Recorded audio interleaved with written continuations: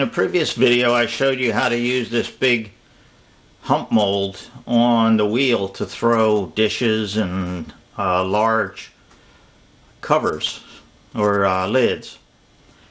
There's also something you can do for hand building. This plaster mold was made from a plastic mold bought by the same company, Pure and Simple. And you can throw it as, or you can fill it as either a slump mold, which is what this is, or you can make a hump mold out of it. We like using the slump mold. You can see the size of this is a decent size. Made out of plaster, it's thick and it absorbs the water fairly quickly, so you can make dishes pretty easily.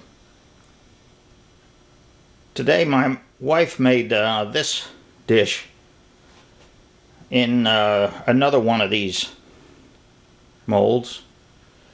She rolled out the clay, put it down in the mold, and then made a rope at each end, coiled it, and then in the center we went to an antique mall and found some old doilies, and she rolled that into the clay to give it some design in the center.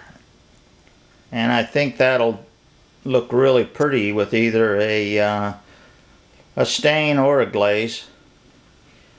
But right now it's in the process of drying. Now that's one way to hand build out of clay or out of plaster molds. What if you have a little dish that you'd like to duplicate in clay? In this case it's a little cheap plastic dish. You can go ahead and roll out some clay and push it down in here. But you'll find that because this is plastic, it doesn't absorb water from one side, and it'll distort or crack, and you don't get a very good part. You can also put some cheesecloth in there first, which helps with the absorption of water, but it's hard to get the cheesecloth not to have folds, and also it imparts the texture of the cheesecloth in the clay part. So what do? What you do is you fill the dish that you like with plaster and let it harden, and once it's hardened, break it free by taking it and flipping it upside down and bending the corners if at all possible, and with any luck it'll pop loose like that one did. The other option is to bend the corner down as much as you can and then take an air hose and blow air in here and it'll pop it loose. Then you end up with a male part, and you can use that male part.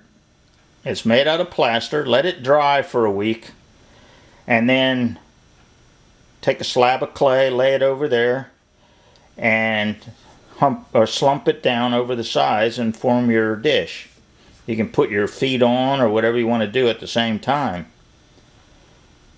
Now there's another option. Once you have the male part made, you can put it inside of a dish like this and take clay and seal around the edges of the male part with clay. Now I just laid it in here so it's not sealed very well, but what you do is put a little rope of clay all the way around it, smooth it off real nice so that none of the plaster you're going to pour in here gets underneath of it and locks it in. Then you take about 3 or 4 coats of vegetable oil and you oil this male piece up real good and the clay. Soak it down with oil real good so that it will release.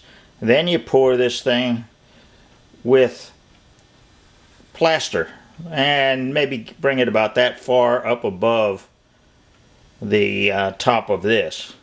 You don't have to fill this thing all the way up. But once you've done that, then again you let it harden.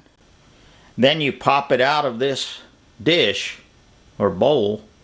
You pop it out the same way. If you're lucky, it'll slide out. If not, you bend the corner enough that you can blow some air in.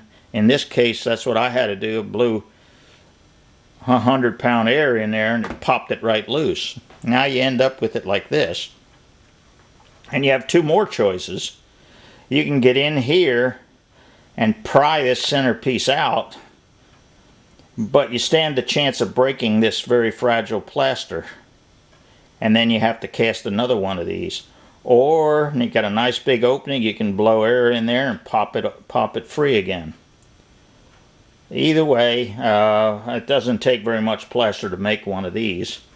You take it out, and now you have a very nice slump mold of the design of that nice little dish that you liked. And take your slab of clay, lay it down, force it in the corners here nice and even, and you're going to end up with a very pretty dish. You're going to end up with the plaster part that draws the water out of the clay very well, and you'll find that it shrinks right away from it and comes out with no problem at all. One of the problems of using a hump mold is that when it shrinks right onto this part, and if you don't get it off soon enough, it's going to harden on there and you'll play hell getting it off. So you end up with a very nice mold. You might want to do a little bit of smoothing around the edges here, but overall that's how you make them. I have another one there of a dish that I'm going to make the female version of tomorrow. I'll put that in a cut down drum and make the female version of that. I hope that helps. Happy claying. Bye bye.